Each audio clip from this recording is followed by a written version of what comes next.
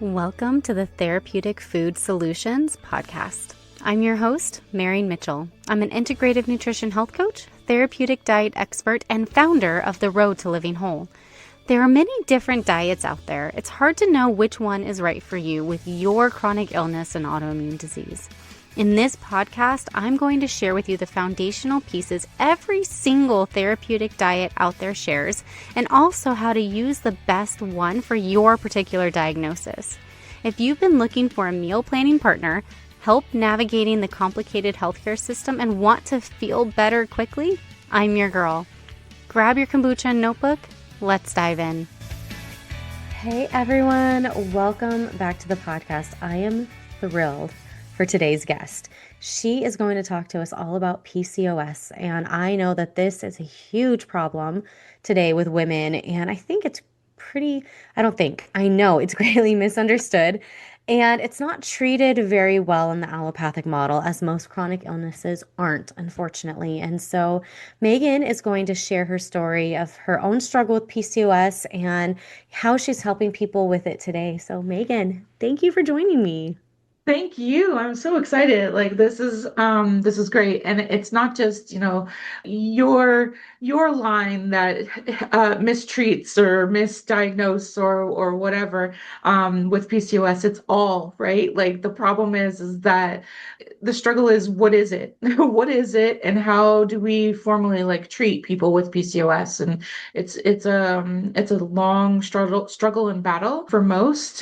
Just a quick statistic, like they say that most people with PCOS do not like get formally diagnosed after like 7 years. They finally get formally diagnosed, knowing that something is wrong, and just trying to figure that out. So that's a long time for someone to be dealing with a lot of these issues. And I just wanted to like talk about first, like what is PCOS? So polycystic ovarian syndrome, right? It's the number one cause of infertility in women. But along with that, that's how most women get diagnosed, is when they're going to go try to get pregnant, and they're finding that they're struggling, and the doctors run tests and whatnot, and come to find out, yes, you have PCOS. Some of the other symptoms are weight gain, fatigue, unwanted hair growth on the face, but then hair loss on the head, infertility, like I said, acne, also a thing that we call, darkening skin patches. So a lot of women get it on like their necks. I actually have it on my thighs, right? One of my big symptoms, mood changes. I know my family loves me for that. Pelvic pain, headaches, sleep problems, depression, and anxiety.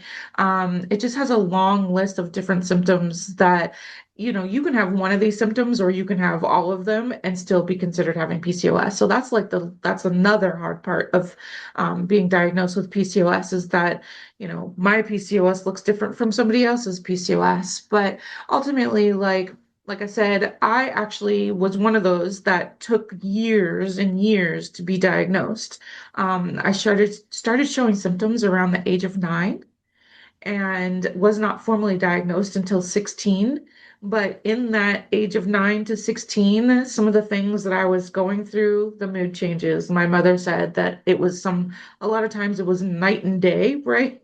Within like minutes of each other, I was night and day having mood changes. Pelvic pain was a huge one for me. The weight gain was also a big one. I was a very active child. I was an equestrian. I played basketball, I did some volleyball, I did, some soccer. I was just active, and to have 20 pounds, 30 pounds just added on to especially we're talking 9, 10, 11, 12-year old, having that much weight just come on unexplainably was insane to my mother.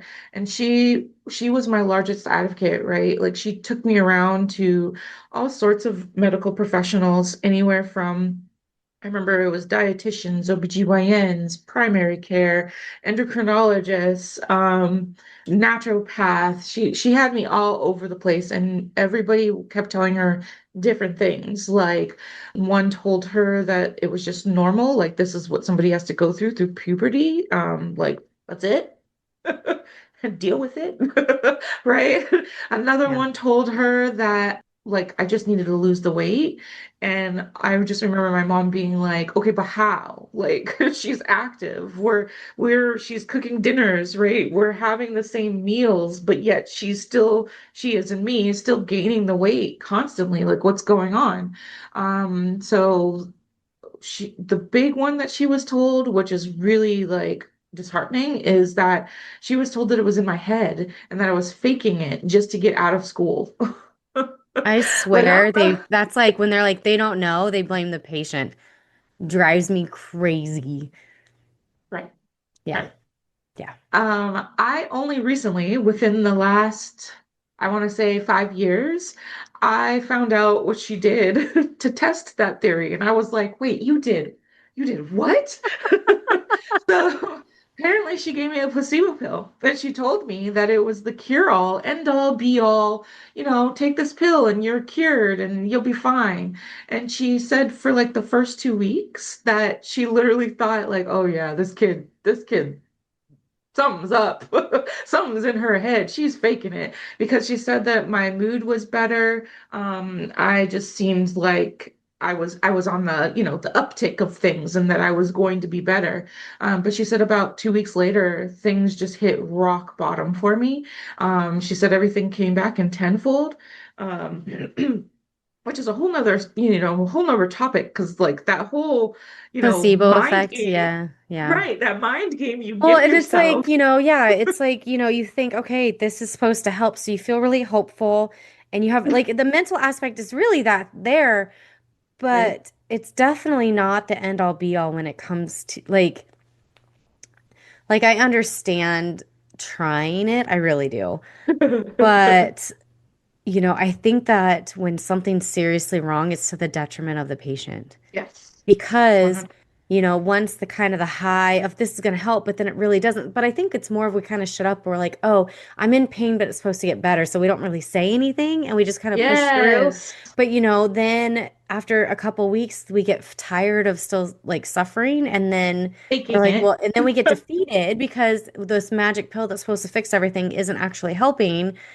And then, it's kind of like when you numb the pain with painkillers and then your brain doesn't know how Yeah. to interpret pain when you stop them. I feel like that's the Yeah. same thing when you try to do the placebo effect with chronic illness. And then when finally the high and the hope kind of wear off, and then the body has to feel it fully again, it is worse. Right. Right. Right. Yeah. That's a whole nother Yeah. topic, right? Whole other topic. Yeah. Facts on why I was like, wait, you did what to Yeah. me? So when ultimately when my mother realized that yes, something was actually wrong, she buckled down and still tried to find me somebody that could help. Finally, she was referred to an OBGYN. So I'm from Seattle. So go Hawks. Yeah. They did great last night.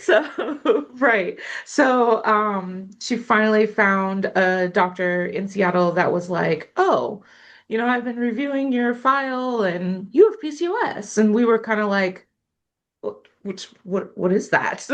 Like you Yeah. said it like we're supposed to know exactly what that is. And all she really said to me was that I needed to come back to her when it was time when I like wanted to have children. Like she was like, come back to me when you're ready to have children. We'll talk. We'll right, right. But at the same time, So I just don't suffer until you're ready to have babies. And then at the same time, I was also diagnosed with cervical cancer. So it was very Oh. much like, okay, well, that's back burner. I'm not trying to have children right now. So we'll think about that later. Let's take care of the cervical cancer issue. Hmm. So it wasn't till years later that um, I actually didn't have health insurance. So we're talking like 21, 22, those fun ages when you're out just doing whatever and you're not thinking about health insurance. Like, what is that? I don't need that. I'm invincible. So I just remember showing up to work one day and everybody at work was like, what? Something's wrong. So what's wrong? Like something's going on with you. Apparently, I was just like pasty. I was very like clammy. Like something was just not. I was not feeling well that day. Hmm. And I remember calling my mother, and she was like, "Okay, well, meet me at the ER." I met her at the ER, and they said. They looked over my records. They, hooked me up to an IV, some fluids, whatnot. And they were like, oh, well, your records say you have PCOS, and let's go ahead and do an ultrasound. Yeah. So did you know that your cysts are rupturing? That is the What? most painful thing on the planet. I have not been diagnosed with PCOS, but I had ovarian cysts start bursting when I was like a junior in high school. Right. And we thought that it was my appendix because it was in that same Yes. area. Right. And by the time they did a scan, they didn't see anything, but I was in such Because they were gone. excruciating. Yeah, it had already burst. And I was never formally diagnosed with it. I didn't have like I didn't have the insulin resistance. I didn't Uh-huh. have, Hmm. the patchy skin. I did get like hormonal cystic acne, but for me, it was I eliminated soy and my cysts went away and never came back. It's not a cure all for PCOS. It was Hmm. for me because the excess estrogen was causing cysts to Right, right, right, burst, but that's different than PCOS where, there's right. there's a whole other thing, but that is the most painful thing on the planet. It Like hurts. it It hurts really hurts. bad. Yeah. And to what they said, well, there's nothing we can do for you. Yeah. Like They they don't even literally tell just you said, soy can alleviate symptoms, gluten can eliminate symptoms. They tell you nothing. Nothing. nothing. They Yep. said, okay, bye. Let's put you on birth They said, control so okay, you here's don't the pill. ovulate. Yeah. Oh man, that's a whole nother topic as well, like birth control pills. Like, why are we giving these kids at like 14, Hormone like here? replacement there, HRT, but we tell women in their 40s to avoid HRT. Yeah. Whole other topic. But yes, there's a lot there and it's a really multifaceted, complicated thing, which is why I think allopathic medicine has such a difficult time because insurance Yeah, doesn't give them the ability to pour into right, their patients and give some very real guidance, and they're not taught very real guidance. right, If we can't give right. you Which is pills or surgery, there's really not much we can do. what do you mean? You mean I can't, can't keep billing you on insurance and keep the insurance companies alive? Like what's happening here? Right. I actually had a podcast a couple of months ago with a gal who was she's a lawyer, Hmm. and she literally said that she became a lawyer because she wanted to fight the healthcare industry. And she said to Yeah. what she said, she became a lawyer and she was like, oh, I can't fight it because there's nothing wrong with it. It's doing exactly what it's put out there to do, which is keep people coming back, right? It's Right. put there exactly to do what it's doing. It's a So, very successful model. yes, It's a yes, very lucrative model. absolutely. Absolutely. So yeah, being told, turned away from the ER with a with a little note that was like, okay, bye. Yeah. See you guys later. Well, Um, what's interesting is those cysts can grow to the size of grapefruits and flip your ovaries yes, upside down and twist them and cause all yes, sorts of issues. So, like the fact that, again, it's that prevention versus reactionary model of allopathic yes. medicine. Because I know of people who, again, they were so swollen in their lower belly, Mhm. they can't lose the weight no matter how many ab exercises they do, yoga, dietary thing, and then they find that they have like grapefruit size ovarian cysts, Uh-huh. and they're like, well, we can't do anything until it flips, and then we just remove it, and then good luck with having kids later in life. It's Right. so I was actually frustrating. told so just kind of on another note that I ended up with cervical cancer two more times. And I was told that they would not do a hysterectomy on me I was like, at this point, I keep having problems, so just take it, right? Yeah, So they refused because they said I was not over 40 and I didn't have children. And it was like, okay, now my OBGYN's telling me because of the PCOS, I'm going to have problems having children. So why is this such a like if I'm signing off on this, but I get it, like somebody down the line, right? Before, way before they allowed it. Now that person's suing because she could have had children, just all the things. So I Right. get it, but at the same time, it caused me personally a lot of troubles myself. So yeah, just that, like you said, that preventative slash whatever they're doing out there is insane to me. But so let's see. I'm going back to like age wise, I had to have been about it was maybe a couple years later, I had, well, during that time, I have a large family and my families were all very close and everybody was like calling me, texting me and whatnot, asking me, you heard you were in the ER, what's going on and are you okay and whatnot. And trying to explain to them PCOS was impossible. They were like, never heard of this, don't know what you're talking about. So I started doing some research and I found out the official color of PCOS was teal. So at that time, I started like making some handmade teal bracelets and telling family and friends, like, this is what PCOS is, wear this bracelet. Now, if anybody asks you about PCOS or asks you about what that bracelet is, now you can tell them about Right. PCOS. So at that point, Instagram started coming around, social media started being a real thing around that time. And I had a cousin who reached out to me and asked me for like a whole bunch of the bracelets. And this was also at the time that like Wonder Woman came out, and she went on Instagram and she posted a picture of her and her arms were like lined with the bracelets, and she was like, did the Wonder Woman pose and was like, this is for PCOS, right?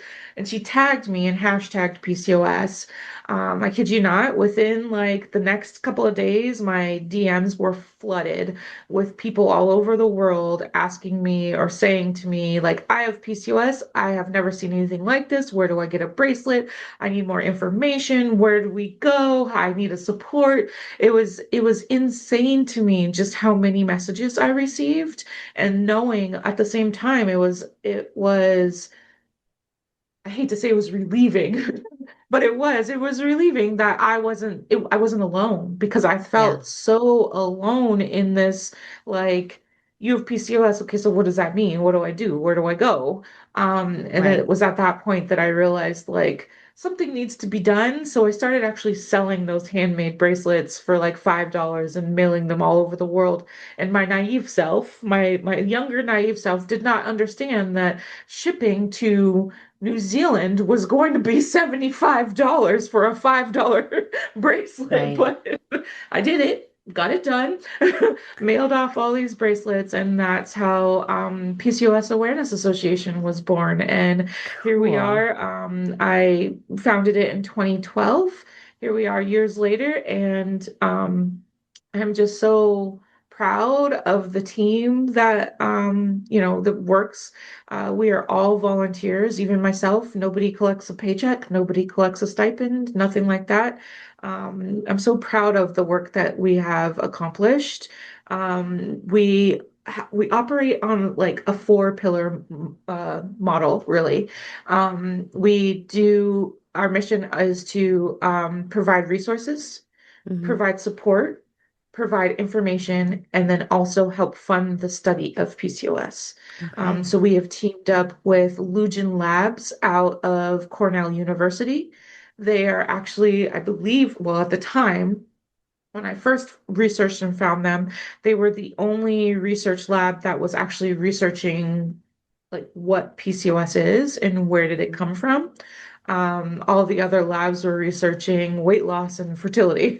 And I was like, okay, well, that doesn't, how come we're not getting to the bottom of this? Like, what is it? Yeah. Dr. Lujan is absolutely, her and her team are absolutely amazing. I owe them a phone call or email because they've reached out and they've said that they're just now getting like the results from some of their studies. So they're ready to start reporting out, and I'm excited to see what that means and what that involves. Um, we do things like other things that we do within PCOS Awareness Association. We have a annual event that we call PCOS Con, Hmm. and that started that in 2019. It originally was a one location event for 3 days, so a Friday, Saturday, and Sunday, and it was absolutely amazing. The first one we had over 200 people from all over come and join us in the Washington, D.C. area. Of course, nobody knew it was going to hit, but 2020 hit and the pandemic happened. So Right. we went virtual, which actually allowed us to reach that much more people because it was virtual and we were able to have it on Zoom. Yeah. And I think following that, we had maybe like five to 700 people join us for the 2020 event. And then that also, it, I don't know where I was like thinking, but it also allowed us to restock on funds, right? Hmm. So after we came back from the pandemic, we did decide to do every odd year is in person and even year is virtual. How So wonderful. this past year we were in New York and LA. And then this year virtual, and then next year, 2027, hopefully we'll be in person. Trying to looking for some new locations. I really want to do like maybe Chicago. That's one that we haven't been to yet, so be great to do that. We also have one of the things that I really like strive for when it comes to PCOS AA is being able to provide those resources, right? Because again, every woman with PCOS, their symptoms are different. And then on top of that, like there's no cure for PCOS and there's no one Magic bullet. medication, Yeah. right? No one medication. You have to treat each symptom individually. And so we like to provide resources for the different symptoms. Like in the past, we've had a corporate sponsor, Milan Laser Hair Removal, to help with, the excess hair on the face and other areas of the body. We've also partnered with just kind of a sad story that I had that drove me to find a resource for this was back in the day again when social media first started, I was like the only one running our social media. Right. And so I just remember one night being up late talking with a girl via DM of the PCOS AA's Facebook page. And I was worried because she was very much like at her wit's end. She was done. She didn't want to do this anymore. And she was very much talking about like, unaliving herself. And it was Mm. very scary. And at one point, she stopped responding to the messages. And I got worried. And of course, I was like, digging through her profile, like where does she live, what county? I need to figure out. Oh, let me go look at her friends list, see what family. Hmm. I need to like contact somebody. So at that time, I did find out like what city she lived in, and I did place a 911 call just to do a wellness check. Telling them I don't know who she is, but here's the deal. I do not know what happened in that story, but it was at that point I realized like I'm not trained for this. I'm not trained in that area. Let me find somebody who can help in these sorts of situations. So we do partner with Crisis Text Line. If you text PCOS to 741-741, you will get somebody that will help you in the PCOS space. So yeah, so resources like that, we just try and tap in and make sure that we're providing everything that we can for the different symptoms of PCOS. That's amazing. Do you partner with anybody who is in the naturopathic world who helps with diet changes, environmental disruptors, hormone disruptors, and things like that that kind of address it the lifestyle way? Right.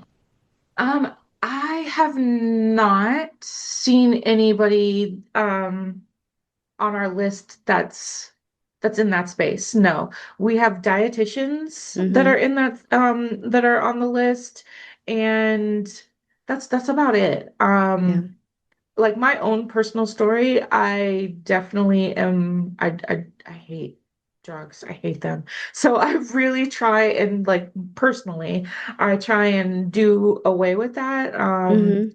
One of my one of my feats was getting my cycle back, right?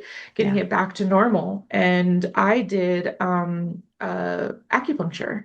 Yeah. I can't like the way that that worked was a blessing because I went for maybe 6, 7 months to a women's health acupuncturist specifically. And since then, and I'm talking like that was like 10 years ago, since then, my cycle has been normal. I have not been on birth control pills or anything like that since. And I can, like clockwork, my little alarm tells me exactly, up, you got 5 more days.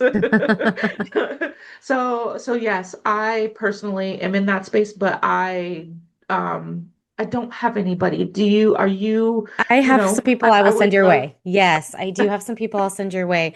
So I mostly work with naturopathic and functional medicine doctors. And what I do is I help with the diet and lifestyle implementation changes Love that it. can be very beneficial. So we know that like one type of PCOS is insulin driven, another type is androgen driven. Mhm. And, so I help guide on, we want them on an anti-inflammatory diet because they struggle with inflammation naturally, right? And then we also guide with minimizing environmental hormone disruptors. So, where can we get the biggest bang for our buck? Like limiting our fragrance and switching to glass food storage instead of plastic Mm. and minimizing phthalates and parabens in body products. Like there's like these little things that can make a huge, huge difference. And then with people who are really struggling with insulin resistance, that diet doesn't necessarily take care of, and we don't want to go keto because they already have hormone. We're Right. not going to do intermittent fasting because they already have hormone issues. That's not ideal. Then there's other supplements that can be used. Acupuncture is actually really amazing for getting the cycle back. And I'm looking forward to the day when science really dives into why that works. I've had people Ay. explain it to me, and ancient wisdom is really incredible, and the It meridians is. and the energy fields and the blockages. And Right. I know it's real because I've experienced, amazing healing through acupuncture myself. It's always been so interesting to me. But really, diet and lifestyle are not the end all be all, but I find they're a really strong foundation in minimizing symptoms. And then Yeah. that kind of what I call clears the smoke to find the fire. And when we can Mm. find the fire, that's when pharmaceutical interventions and things like that can actually be really beneficial. Okay. Right. Getting, like I So, said, getting to the bottom of it, right? Getting to yeah, what is yeah. the actual, what's going on here? Yeah, and sometimes like, I think that we still have a long way to go into scientifically finding the triggers, right? And I don't even know if finding the triggers we're actually gonna be able to do anything with that information, except that, it might lead to easier diagnosis so people aren't being told they're crazy, for 7 years basically. Well, I might But be, but yeah, but I do know I have seen it personally in my own clients that an anti-inflammatory diet that we exclude mm, soy, we limit gluten and dairy significantly. Food sensitivity panels do a lot to help with that because if gluten is an issue, we can remove it and then they have something on paper saying it's a really good idea to not eat yes, it, but yes, we know right, that we know that soy impacts it because yes. but we also have a very high estrogen environment, plastics, stuff in walls, Hmm. and our mattresses, so we're driving around in these estrogen loaded vehicles, breathing in, and everything's Right, stored in plastic, wrapped in plastic, moved in plastic, and those chemicals leach after time. And then that can, especially the androgen based, it's just, it's when we can eat a diet based on real food, anti-inflammatory, we can balance blood sugar within that. And then we avoid foods that we know cause hormones to be off more, and we avoid environmental chemicals or minimize, because we can never avoid, minimize environmental right, chemicals. I find that that can really, really minimize the detrimental impact and kind of give people space to breathe. And then when one symptom really persists, that's when the doctor can actually really help. And right. so, So do you find that do you find that that's all over can be overwhelming for some people? Yes, Because I feel like definitely. sometimes when you start talking about all those different things, they start thinking about their lives and they're like, well, wait a minute. Yeah. Yeah. So my approach, like, as a health coach and not being a doctor, my approach is slow and steady wins the race. Let's I figure love out it. diet first. And within Yeah. diet, I can get people eating in a blood sugar balancing kind of way pretty naturally. And I Okay. do that through meal plans and stuff. And I always say the first 21 days are the hardest. And Yeah. then, if you can stick with it consistently and not 100% perfection's not required, just consistency. After 90 days, that becomes your new baseline. That is your, Yep, yep. on what can I do on my Learn new worst habits. day? My worst Right. day, what does that look like versus my best day, right? But whatever you can do day to day, like that's the most important. And when that baseline's there, then we can say, okay, you know, let's look at your environment. Okay, you're meal planning now, so you're storing everything in plastic containers. Let's switch those to glass, right? When your body products and shampoos run out, let's buy ones that don't have phthalates and parabens. Mm-hmm. Same with body wash. So I'm not one of those that I'm like throw everything out, spend $2,000. Like that. I'm just like as you run out, here are some options. And the Right. EWG has, the Environmental Working Group has a skin deep database that I kind of lead people to so that Mm. they can kind of check. But if you try to do it all at once, it's way overwhelming. So it's always Overwhelmed. like, and I don't a lot of people are going to disagree with me on this. As much as I'm a big fan of organic food, I don't think it's absolutely necessary. I just want people Okay. eating real food.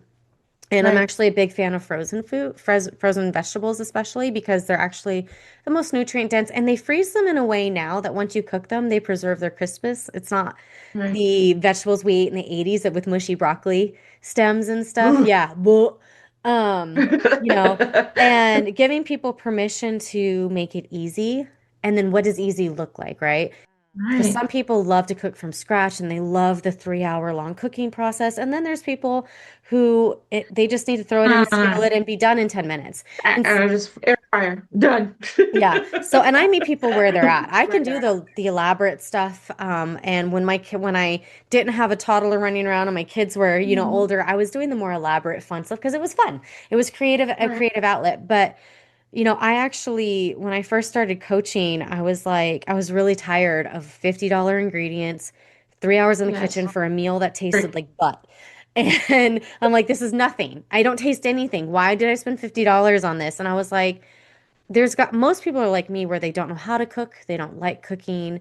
Um, and I've had clients that refuse to cook, and I'm like, well, let's look at restaurants that you eat at and let's look at what your plate's Right. supposed to be.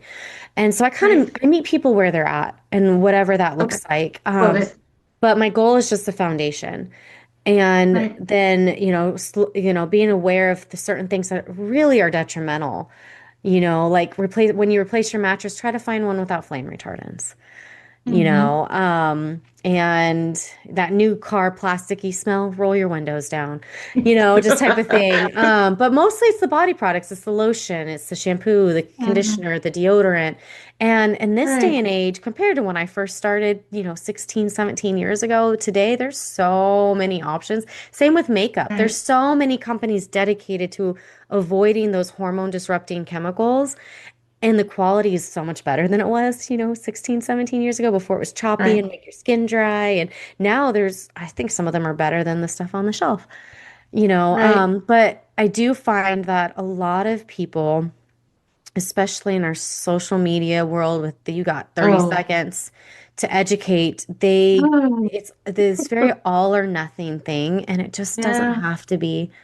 And Yeah. it's like, my approach is always let's just start by eating enough protein and enough fiber. Mm-hmm. Mm-hmm. And what does Mm-hmm. that look like? And then by just those two alone, that's like 80% of the battle. And then from there, it's just kind Right. of refining. I find, the macrobiotic diet tends to not work because it's so high carb. You kind of need to be Okay. lower, but not keto. I'm not a fan of keto. I'm I not am either. I am if you have seizures, if you have type 1 diabetes, or maybe your blood sugar is completely out of control and you're a man, then I think keto and MS is another one, so nervous system related Mm. disorders. Those are great option. Right. That's Right. a great option. For the most part, you just need to be lower carb. So women should Yeah. not go under 100 grams a day, but you really don't need to go over 170 either. that's really a couple pieces of fruit and maybe like a serving of rice, and you're there. So people don't really understand, like, most people are eating 300 grams of carbs a day, and Yeah. that's too much. And Yeah. so, just kind of, and it's little tweaks that go such a long way. Like I said, if we're getting Right. 30 to 40 grams of fiber per meal and we work our way slowly up to about 25 to 30 grams of fiber per day, that resolves like 80% of it. And like that Mhm. alone, and then slowly replacing your body products with, and it's a little bit of an experiment. Thankfully, most companies have samples. Um, but if you do that, like that is the biggest part of the battle. And then from there, you can really refine and try to see what works for you. I think that's awesome because yes, I definitely um like when I talk to people, it's definitely about I like your word consistency, right? The consistency, like just get yourself into the habit of Hmm. doing it this way. I often tell people like grace, give Lots of yourself grace. grace Yeah. because there will be those days that you are like, oh look, a sleeve of Oreos. Yeah. I mean, even I Right? have Like those you're days. Yeah. right, right. Like But you're it's, still gonna get up the next day, and now we're getting into yeah, that consistency of getting, it's that having all or that nothing set. perfection. That's that all or nothing perfection attitude that's very prevalent in America in general. It's Yeah. go big or go home. And really, it's like, okay, you ate a sleeve of Oreos. Okay, No, it go wasn't back. great, but But just when you wake up that next morning, have a high protein breakfast and your usual breakfast and your right, usual lunch and your usual dinner, and you'll be fine. Like, for one, a sleeve of right. Oreos is not going to cause you to gain a pound. Like 3,300 calories is a lot of food, you guys. Now will you maybe you retain water, maybe you get distended because your body's not used to that much sugar. Things like, I think everybody gets on this, like, I know when I was really into my dieting and weight loss, like you kind of become obsessed with the scale. Um, Right. but also people are super sensitive to their body, quote unquote, not doing what's supposed to do. And like as if it's supposed to do What is this supposed something. Right. to? What does that mean?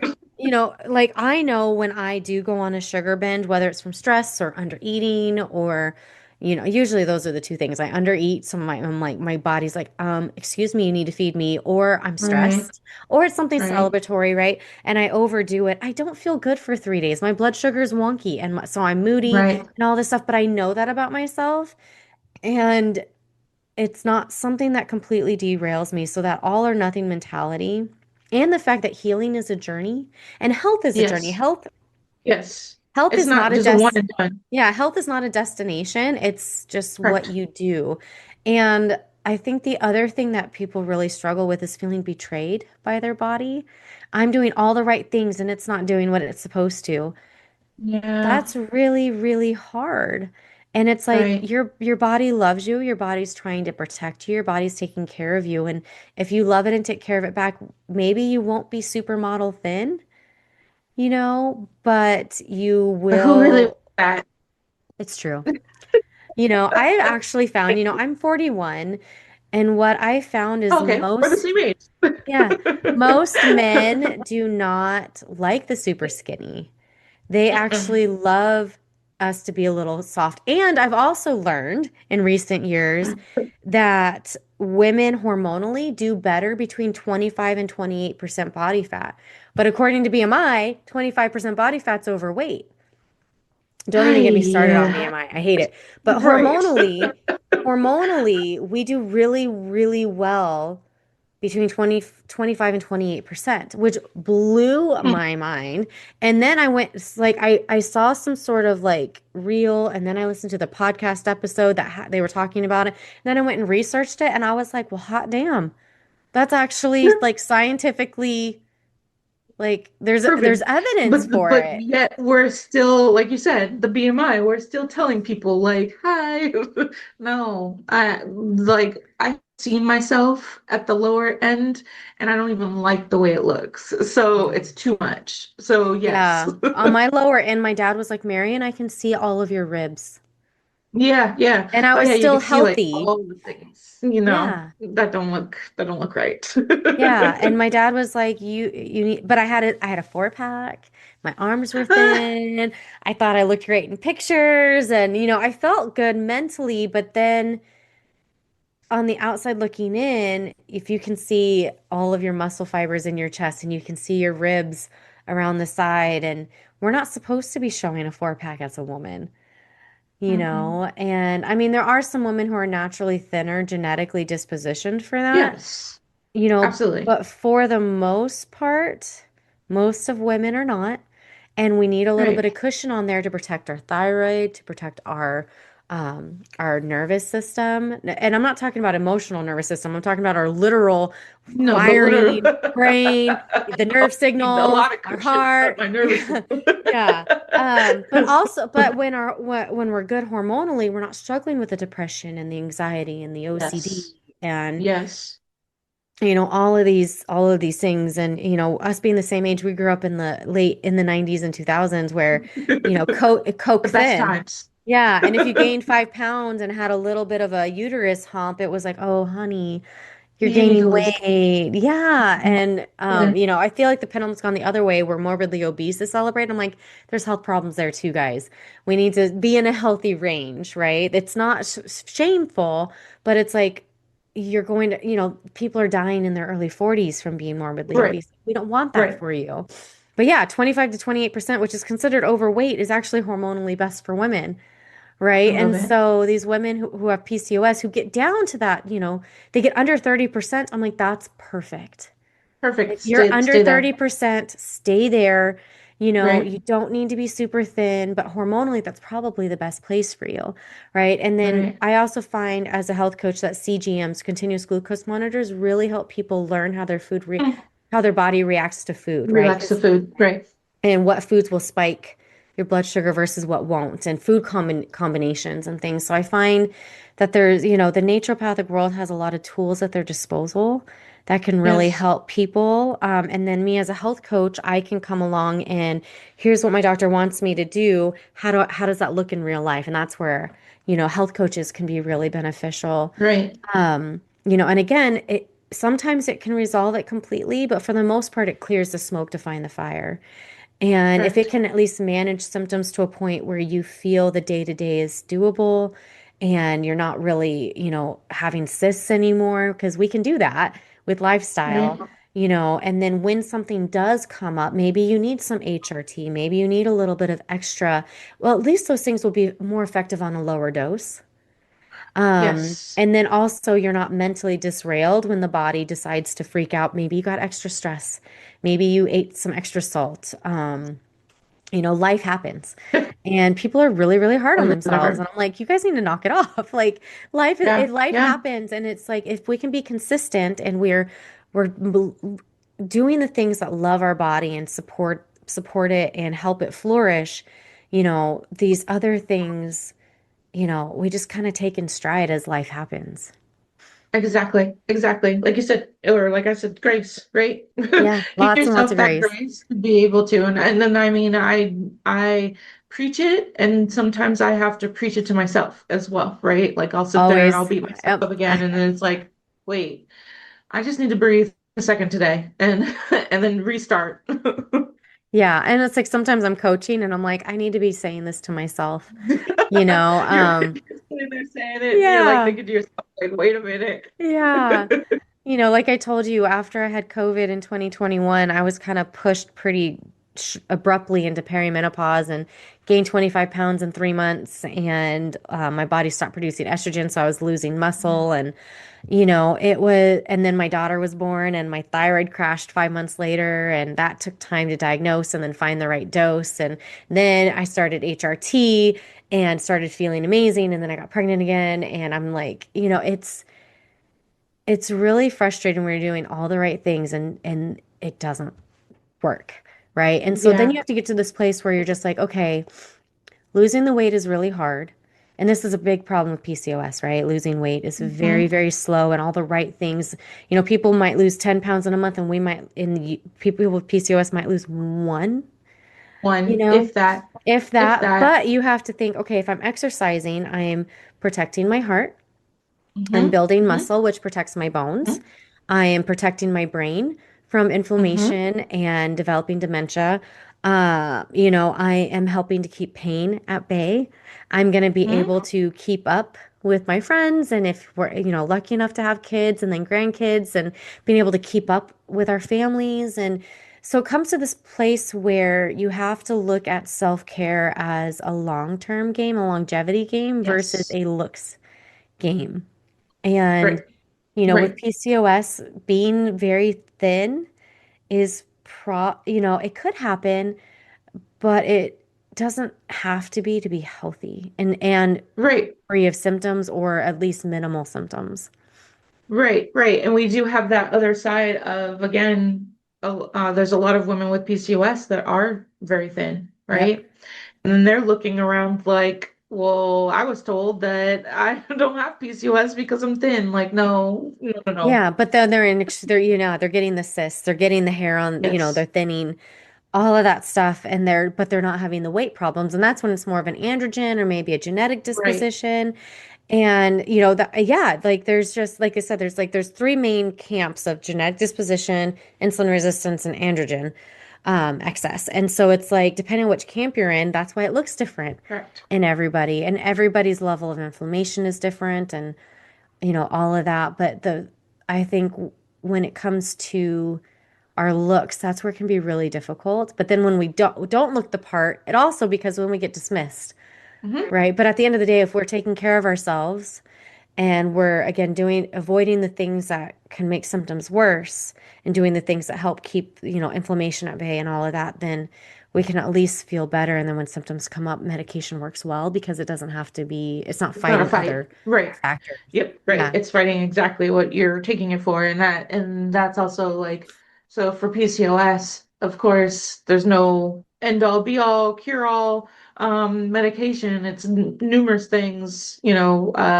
birth control Yeah. pills, metformin, some people are given progesterone, spironolactone, all the things. So Yep. yeah, exactly. Yeah. But it's like, it'd be nice if you could be on a minimal dose and have it work, Yeah, right? And then it's not fighting all the other things and you're not having side effects from taking higher doses. right. And so that's why I always tell people, because like in the chronic illness world, sometimes being medication free or pharmaceutical free is impossible. You cannot Absolutely. survive without it, Absolutely. and people just feel like they're failing Mhm. in that place. And I'm like, just because you need medication, be grateful you're alive now and not dead. Yeah, 100 years ago, you wouldn't be alive today. right. Modern medicine is a wonder, but I think we need to blend ancient wisdom with modern medicine, and that's where Yes. like the sweet spot will be. And I think we're getting to that place slowly and surely as all of us here who are suffering and are failed by the medical community and we go outside of it and then we see the blessings of both sides, Right. right? Like my oldest daughter has a heart defect. She has to go to a cardiologist, and if she needed surgery, which she hasn't, thank God, but if she had needed it, I would have been like, give her all the Take my drugs, give monies. her the surgery, do all the things, and I'll just keep taking care of her on my end. Right. If I'm in a car accident, give me all the drugs, fix me up, and I'll do what I can to detox and heal, do what I can to help my body heal afterwards. And a lot of people are just in this all or nothing mentality, and you're not failing if you have to be on medication. You're No. not failing if you need to be on metformin or Instatol or, a GLP, because GLPs actually are a diabetic medication that help keep blood sugar stable, Mhm. right? Like they're not just a weight loss gimmick, like they're actually a real Thing. helpful Yeah, medication. yeah. And not metformin doesn't work for everybody. I have Ooh, a cousin who takes it and like it tears up her that's stomach. She me. cannot take That's it. me. I tried the And, ER I mean, version as well, and no, I just can't. I literally like missed yeah. days of work because I was on it. Horrible. Yeah, on the toilet. Yeah. Yeah, Exactly. exactly. And so that's where like a GLP, which are peptides, Yes. right? That's where they can be really, really beneficial. And a lot of people, there's just so much stigma in every Mhm. direction, right? And it's like you have to get to this place where it's like, I have to take care of myself. And if I need to be on a pharmaceutical, and it's only one or two, then I'm like, that's Right. fantastic. The amount of side effects are minimal. I preach that all the time. Like what works for Yeah. one may not work for another, or works for another may not work for another. So yes, you have to find what's going to work for you. And that's what I was saying. Yeah. Like for And just don't give me, up. Yeah. acupuncture worked for me. So Yeah, which is amazing. And I think acupuncture is one of those that everybody should explore. yeah, same. Because I think that it, especially for hormone, I don't know what it is about hormone balancing and acupuncture, but it's crazy how It effective it was is. insane. I could go and mind you, I was on birth control pills but prior, and I literally could come, go through the pack of birth control pills, wait for my period, nothing, nothing, nothing, nothing, nothing, nothing. So then I'd be like, okay, it's been like 20 days since I took my last birth control pill, still nothing. I'm just waiting. So let me just go ahead and start another pack, right? So it was constantly Right. like that, and I kid you not, I came off the birth control pills, went to acupuncture, women's health acupuncturist, and within the like first session, ta-da! You have your period today. Yep. Okay. And then after Yeah. that, like clockwork, Yeah. And it's like, it's a limited treatment. Like, it's not something you have to do no, forever. Sometimes it takes, 6 or 7 months right. of once or twice a month going in. But yeah, and it's really crazy all the different options that are out there. And I want to encourage people that if something's not working, don't give No, up. absolutely. If diet has helped in some areas, but it hasn't solved things, there's other modalities that can help. 100%. Don't be afraid of, don't be afraid of going to that naturopathic doctor or that acupuncturist, and the MD. Like everybody, health is takes a team. Yes. Oh, And, absolutely. and I love what your organization is doing because PCOS is not being shoved under the rug Mm-mm. anymore. It can't be because of the awareness, right? And when people come in armed with, these are my symptoms and this is what it could be, I want you to test for it. Yep. You know, and doctors are pretty against us doing that. So you have to find a doctor who's willing to partner with you. 100%. And you have to be willing to fire doctors on a Uh-huh. regular, but they are out there, and all you have to say is, I just want you to test for Yep. me. I You're fine. just want you to test for me. I have all these symptoms. I know that this is, checks a lot of the boxes, and it might not be it, but I just want to test Oh for yeah. it. Right. And then from there, I do say be open to all modalities of healing Mhm. because again, what works for one doesn't work for another, but there's so much out there. And I do, being a health coach, I truly believe that diet is a solid foundation. That's, what I am. And I've seen it work over and over and over again. And not an end all be all, but, doctors and pharmaceuticals can only help about 10 to 20% of the time. Yeah. The rest of it is what we do every day, Yeah. right? And so what you eat matters, and what you put on your body matters, and what your chemicals you're putting in your air matter. And when you can get to a place that you're kind of slowly cleaning these things up, your body's not having to fight for its life anymore, and it can start to heal and it can start to find balance. And really, your body is keeping you alive. It wants to find balance. And so when you get to this place where your body can find that, then you start feeling better, So and then you can deal with like, okay, my body doesn't look like a supermodel, but I feel good. That's fantastic. I think I'll choose that. Yes. And exactly what you're Yes. saying about, you may need to find another doctor, right? Like you have all the rights in the world to fire a doctor. I oftentimes use the scenario of like you go to a restaurant and that's you get the bill at the end and you had horrible service. Are you going to give them a tip? Are you going to give them 100%? No. Probably not. Probably gonna, Yeah. dollar, $2, whatever. And you have all the rights to do the same on a medical professional. You have all the rights to say, hey, I don't like the way that this worked. So I'm going to go ahead and find another one. I'm going to find a different doctor. Yeah. Yep. And I think the biggest thing is to find somebody who's willing to listen Yeah. and partner with you. Yeah.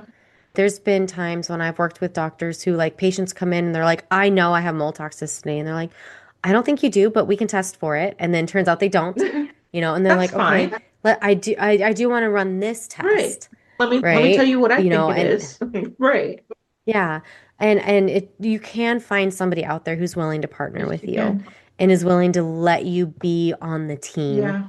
I love that I am going to connect you with a few of my Please, naturopathic please. I would friends. love that. I think that's an untapped market of untapped Yeah. resource for PCOSAA. And so if people want to get Yeah. connected to PCOSAA, Okay. how do they do Yeah, that? absolutely. So we are on all social media. The team recently came to me and they were like, "We need a TikTok," and I was like, "I sure hope you don't think that I'm going to be on TikTok because I'm too old for said things." But yes, I'm like trying to I venture can't into do it. that, and I don't get it. So I just kind of throw stuff out there. But I'm like, I don't, all the editing and the voiceovers, and I'm like, Oh, this is it's hard. exhausting, right? I don't know how people have made jobs of it because I just can't even fathom. Well, it's a Not job. You're working like 50 hours a week on true, it. but I You know, cannot. that like minute and a half, that like 45-second video is like, 10 hours worth of work. Right, I can't do it. I cannot do it. So yes, we Yeah. mainly Instagram and Facebook. Instagram, the name is PCOSAA. Facebook name is PCOS Awareness Association. We have a website, PCOSAA.org.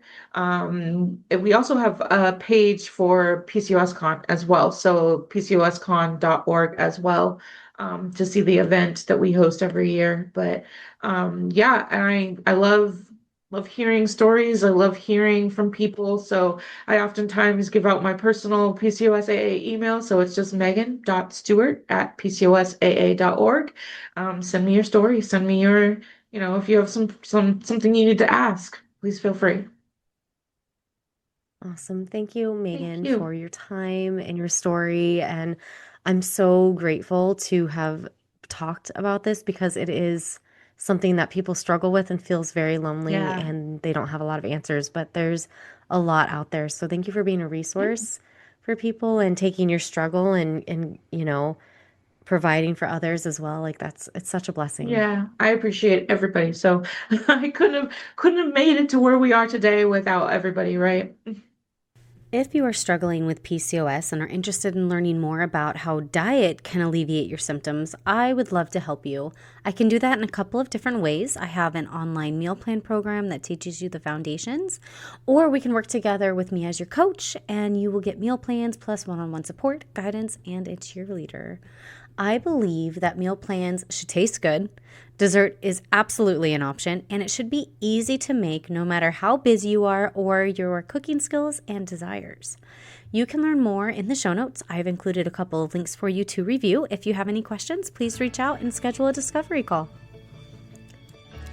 Thank you so much for hanging out with me today. If you found this episode helpful, would you do me a favor and help others find it by leaving a review, sharing a screenshot on social media, or sharing the link with a friend? By you sharing what you've learned, others are able to find this podcast and join our community. Be sure to check out my website, www.roadtolivingwhole.com, for over 160 delicious recipes, a variety of meal plans, and a blog packed full of even more healthy living tips. If you'd like to learn more about how to work with me as your coach, you can schedule a free consult through www.roadtolivingwhole.com/health-coaching/. Until next time, friend. Bye.